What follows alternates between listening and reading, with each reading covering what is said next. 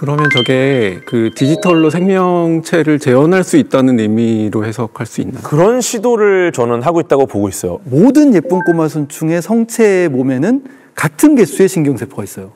신경세포의 개수가 302개로 모두 같습니다. 그렇다면 우리가 이거를 인간까지 확대를 한다고 하면 물론 인간의 뇌에는 860억 개의 뉴런이 있고 60억 개요? 예, 860억 개. 그리고 얘네들이 얽혀 있는 네트워크를 이루고 있는 연결성이 100조 개 정도가 되거든요. 일단은 작은 거에서는 성공을 했으니까 어쩌면 먼 미래에 우리가 이 모든 연결성 정보와 그 연결 강도를 알아낼 수 있는 기술이 만들어진다라고 하면 인간의 뇌도 컴퓨터에 업로드를 하는 게 가능하지 않을까. 그럼 로봇에 저장해서 다운받으면 로봇이 만약에 내 뇌를 다운한다 그러면 나처럼 행동하는 거예요? 그렇죠. 분신이 하나 생기는 거네. 그렇죠.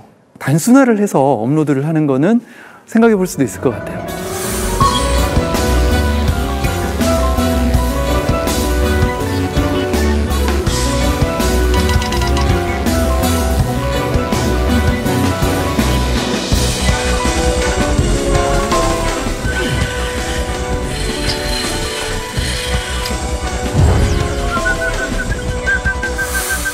오늘 가설이 이제 천재의 재능을 뇌에 업로드 한다잖아요. 뇌 얘기를 하고 있는데 뇌 하면 가장 대표적으로 기억하는 능력이 있는 부분이잖아요. 네. 기억하는 부분만이라도 어떻게 좀 이렇게 옮기고 그런 시도는 안 해봤나요?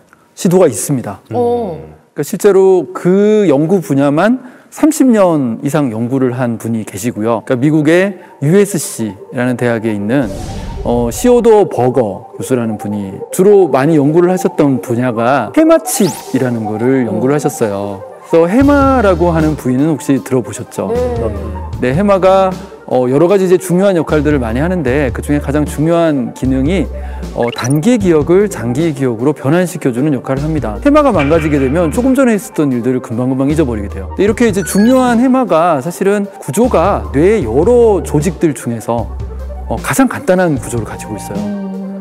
대뇌피질 같은 경우에는 6개의 층으로 구성이 되어 있는데 해마는 층이 3개밖에 없습니다.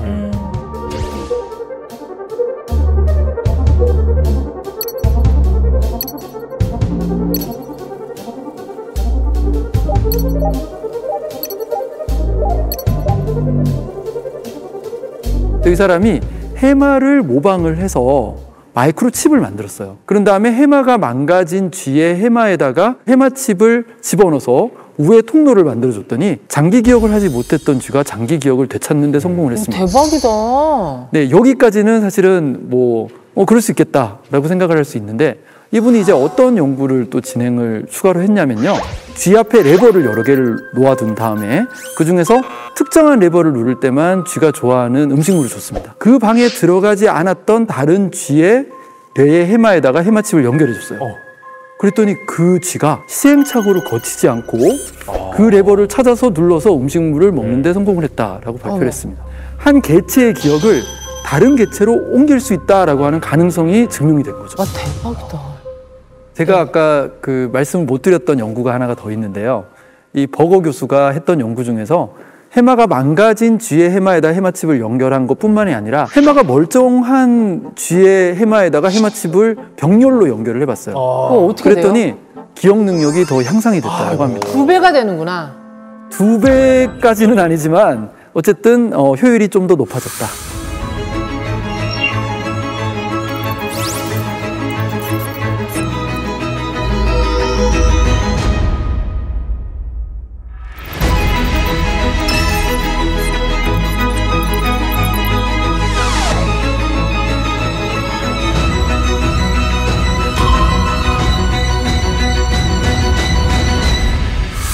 혹시 요즘에 그런 기계는 없나요? 끼고 있으면 이 집중력을 뭔가 하게 해서 학생들이 뭐 공부하는데 더 좀 도움이 된다거나. 우리 오래전에 있었잖아요. MC 스퀘어. 네. 그런 거 없어요, 요즘에? 그런 거 만들었어요, 중국에서. 있어요? 네, 있어요? 중국에서. 선생님이나 학부모님들이 제일 관심이 많은 게 지금 말씀하신 거잖아요. 집중력. 애들이 좀 집중을 좀 했으면 좋겠다. 그래서 인공지능 기술 결합해가지고 여기 밴드를 하나 씌웁니다. AI 헤드밴드라고. 중국에서 지금 하고 있는 거고 문제가 좀 많아요. 왜냐하면 단순히 집중하고 있다 아니다만 아니라 하품하는 횟수도 측정하고요. 휴대전화 보는 횟수도 측정해가지고 그렇겠죠. 그다음에 학교 안팎의 위치 추적. 저건 약간 해서 감시용이네. 맞아요. 학부모님한테 보냅니다. 그러니까 뇌의 기능을 뭔가 좋게 해주는 그런 게 아니라 감시용으로 쓰이는. 근데 이거는 집중하고 있냐 아니냐만 측정하는 거잖아요. 그렇죠. 교과서 사이에다가 만화책 껴서 보고 집중하고 있으면 그러니까 계속 빨간불 아닙니까? 뭐 저는 이과인으로서 나와 있으니까 역사상 많은 천재들이 있는데 그냥 아인슈타인 딱 떠오르지 않아요? 천재하면? 천재가 제가 볼 땐 두 종류가 있는 것 같아요. 네. 제가 많은 천재를 봐왔는데 기본적으로 그 빨리 가는 천재가 있습니다.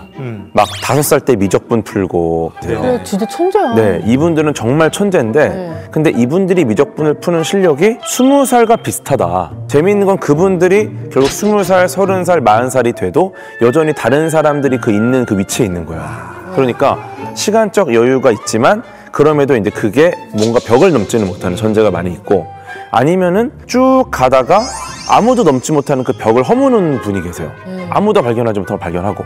이 두 종류가 있는데 우리가 이제 역사적으로 기억하는 천재는 보통 이 두 가지가 결합이 되어 있습니다. 예, 정말 빠르게 시간적 이득을 얻고 누구보다 빠르게 벽을 넘고 그 대표적인 분이 바로 아인슈타인입니다. 네, 굉장히 똑똑하기도 했고 그러면서 기회도 많이 얻었고 남들이 생각하지 못하는 아이디어를 많이 냈죠. 이분의 뇌가 너무너무 궁금한 거예요, 사람들은. 그렇죠. 그래서 여기에 그 토마스 합이라는 병리학자가 나중에 아인슈타인이 죽고 나서 부검을 하다가 야, 의사로서는 절대 해서는 안 될 시신의 이 한 기관을 이렇게 훔치는 일을 합니다. 어머. 네. 어디를? 뇌를? 뇌를 훔쳐요. 근데 어머, 그런 일이 이분이 있어요? 돈을 벌거나 뭔가 다른 목적이 있었으면 모르겠는데 정말 그 아인슈타인이라는 천재에 대한 동경과 정말 학문적인 탐구심 때문에 훔쳐요. 네, 물론 범죄잖아요. 유족들의 허락을 받지 않았겠죠. 그리고 이제 이거를 240조각을 냈고요. 오 마이 갓. 자기 마음대로? 네, 저 사람은 너무 범죄자네. 범죄예요. 네. 그리고 이것 때문에 의사라는 직업도 잃고 정말 많은 혜택들을 다 잃었습니다. 그럼에도 불구하고 이분은 이게 너무너무 궁금했던 거예요. 그래서 뭐가 밝혀진 게 있어요? 특별한 게 있어요? 뭐 보람이라도 있어야 될 텐데. 이게 아쉬운 게 하드웨어잖아요, 뇌는. 그렇죠. 그러니까 뭐 예를 들어서 어떤 스마트폰이 있어요. 이 안에 기가 막힌 사진이 한 장 저장돼 있습니다. 이거에 궁금해서 스마트폰을 슬라이스 쳐갖고 나눠주면 그 사진을 어떻게 찾아요? 아, 그 꼴이에요 지금? 그 꼴이에요. 왜냐면 아인슈타인의 소프트웨어가 궁금한 건데. 아니, 근데 하드웨어로. 알만한 분이 왜 저랬대? 근데 그래도 알아는 게 몇 가지 있는데 네. 일단은 그 인간의 뇌의 평균 무게가 1360g 정도 됩니다. 근데 아인슈타인은 놀랍게도 더 무거운 게 아니라 1220g 정도로 가벼웠다고요. 두정엽이라고 이 공간 지각 능력이나 수학적 사고, 추론을 하는 그 부분은 일반인보다 15%가량 컸다.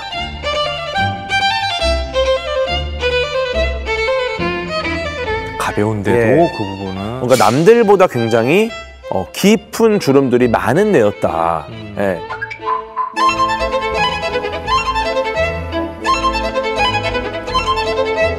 또 재밌는 거는 뇌세포는 또 그렇게 많진 않았다고요. 그 신경세포가 많으면은 뭐 인지 능력, 뭐 정보 처리 능력 이런 것들이 좋다는 건데 그 부분은 또 그렇게 뛰어나지 않았다. 근데 왜 옛날에 왜 그 뇌세포 좋은 우유 이름이 아인슈타인 아니었어요? DHA 그거 아니에요? 뭐 두정엽이 좋아진다는 얘기일 수도 있겠죠. 네. 선생님, 저 질문 있어요. 사람 몸에는 수명이 있잖아요. 한 뭐 120까지 살면 진짜 오래 사는 거고. 근데 뇌에도 수명이 있나요? 뇌에서 뭐 잘 아시는 것처럼 일단 신경세포가 매일매일 지금 죽어가고 있고요. 여기 앉아 계시는 분들도 오늘 하루에 10만 개의 뉴런이 사라졌습니다. 근데 또 다시 생기잖아요. 다시 생기는 뉴런은 거의 없고요. 사실 뭐 해마 근처에 있는 이제 뇌 부위에서 하루에 뭐 700개 정도 생겨난다라는 그런 말이 있긴 한데 사실 미미한 수준이고요.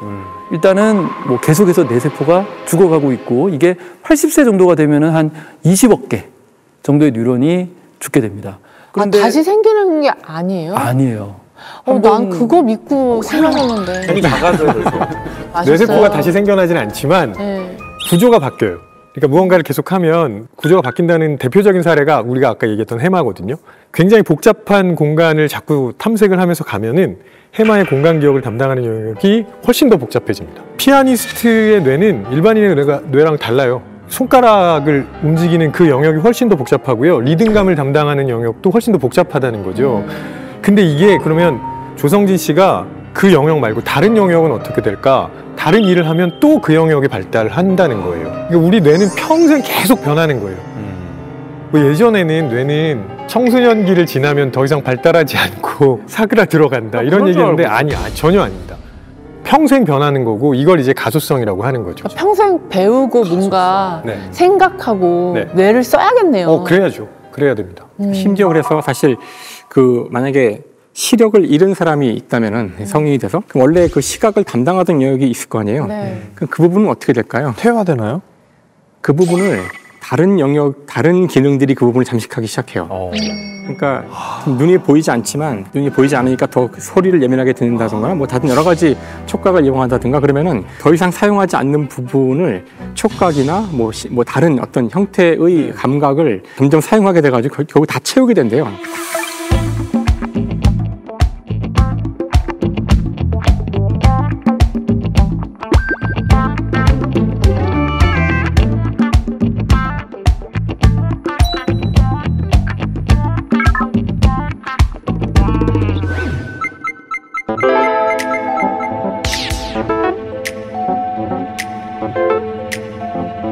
가소성이라는 게 단순히 조금씩 뭐 이렇게 나아지는 정도가 아니라 원래 쓰던 용도를 다 변경을 해서 다시 쓰기도 한다는 뜻이에요. 그러니까 아까 말씀하신 것처럼 자기가 열심히 연습을 하면은 내가 완전히 물리적 변화가 일어날 수도 있다는 뜻이죠.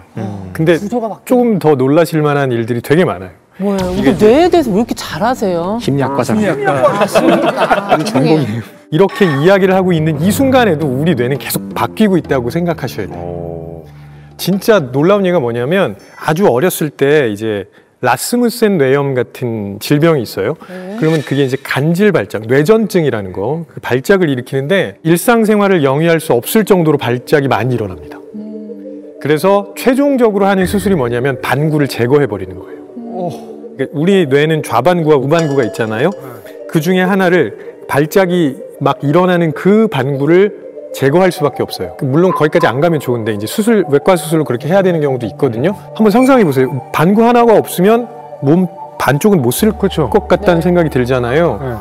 근데 서너 살 때 이 수술을 한 어떤 아이가 한 달 정도 있다가 훈련을 충분히 받고 나서 퇴원합니다. 걸어서. 그리고 그 반구가 반구가 있던 쪽은 뇌척수액으로 채워졌고 나머지 한쪽 반구가 몸의 대부분의 기능을 다 담당하기 시작한 거예요. 그 와이어링이 계속 바뀌는 거죠. 와, 진짜 신비롭다. 예를 들어 내가 지금 1이라는 뇌를 갖고 있으면 그 아이는 0.5만 쓰는 거잖아요. 그런 셈이죠. 그러면은 일반 사람들의 반 정도밖에 못 쓰게 되는 건지 소스가 반밖에 없으니까. 그치. 완벽하게 다 복구하기는 어려울지도 몰라요. 그렇죠. 그런데 유심히 보지 않으면 발견을 못할 정도까지는 훈련을 통해서 갈 수 있다는 그건 거죠. 너무 신기한데? 야, 진짜 신기하다. 오늘 뭐 두 분이나 지금 전문가가 계시지만 네. 제가 최근에 들었던 뇌에 대한 이야기 중에 정말 흥미로웠던 내용이 뇌라 그러면은 그 뭔가 이렇게 이성적인 생각을 하고 합리적인 생각을 하고 사고를 하고 뭐 감정을 느끼고 이런 것들을 생각하게 되는데요. 그럼 뇌의 목적이 그런 걸까? 이런 생각을 해볼 수도 있어요. 최근에 뇌과학자들이 하는 이야기들을 가만히 보면은 뇌란 것은 미래에 대한 예측을 하는 기관이라고 하더라고요. 그러니까 왜 미래를 예측하려고 하냐면은 자신의 주어진 에너지를 최적화해가지고 생존에 유리하도록 하는 그런 예측을 하는 건데 문제는 그 예측을 하는 그 자체가 우리의 사고라는 거예요. 어떤 의미에서는. 이제 이런 예를 이제 보통 들던데요. 저희가 이제 목이 막 마르잖아요. 갈증에 막 타가지고. 그런데 물을 마시면 물을 마시는 순간 갈증이 해소가 돼요. 아 정말 이제 시원하다 이렇게 하는데 위장으로 들어간 물이 갈증을 해소하려면은 세포에 공급이 다 돼야 되는데 그러니까 사실 몸은 아직 전혀 갈증이 해소되지 않았어요. 세포들은 아직 물이 없다고 난리치고 있는데 물이 목구멍을 통과하는 순간 뇌에서는 이제 모든 예측이 끝난 거죠. 물이 들어왔으니 갈증이 해소될 거라는 예측을 했기 때문에 이미 벌써 우리는 갈증이 해소됐다는 기쁜 마음을 느끼고 그게 내 몸의 상태라고 착각을 하는 거예요. 그러니까 우리의 예상과는 달리 이 뇌란 것은 단지 우리의 생존을 돕기 위해서 계속 바로바로 일어날 일들을 예측을 하는 거고 그 예측이 맞으면 계속 그 예측이 맞은 것을 감정이나 의식으로 바꾸고 그 다음 예측을 또 하는 그런 기계인데 이 기계의 목적은 단지 나의 생존에 필요한 에너지를 최적화시키기 위한 계산을 하고 있는 그런 기계라는 거예요. 그 뇌 예측 이야기하니까 저는 최근에는 뭘 보면서 그 생각이 드냐면 프로게이머들이 게임하는 장면을 보고 있으면 그 생각이 들어요. 정말 상대가 뭘 공격을 하기 전에 피한다고 하거든요. 그래서 그 프로게이머들도 나이가 많아지면 잘 못한다고 하는데 그런 반응도 있는 게 아닐까. 미리 예측해서 미리 대비하고 있다가 정말 확인하고 딱 바로 반응하는 그런 것들이 느껴지는 것 같아요. 내가 만약에 어떤 한 분야에 계속 머리를 쓰고 계속 거기다 노력하고 집중을 해서 뭔가 일을 해. 그럼 그 분야에 따른 뇌가 좀 발달하는 건 사실인 거예요? 네, 맞습니다. 실제로 구조적인 변화도 일어나게 되고요. 아, 구조적인 변화까지? 네. 그러니까 특정한 기관의 볼륨이 커진다거나 아니면은 뭐 피질의 두께가 두꺼워진다거나 아니면 영역과 영역을 연결하는 어떤 신경들이 더 많아진다거나. 그럼 나이 드신 분들도 뭔가 자꾸 이렇게 활동을 하시거나 생각할 그런 일들을 계속 하시면 뇌가 좀 그러면 고스톱을 치는 게 진짜 도움이 되겠네요. 고스톱을 아무 생각 없이 치는 거는 도움이 안 될 거고요. 영화 타짜에 나오는 주인공들처럼 아주 막 머리를 쓰면서 치면은 분명히 도움이 될 것 같습니다.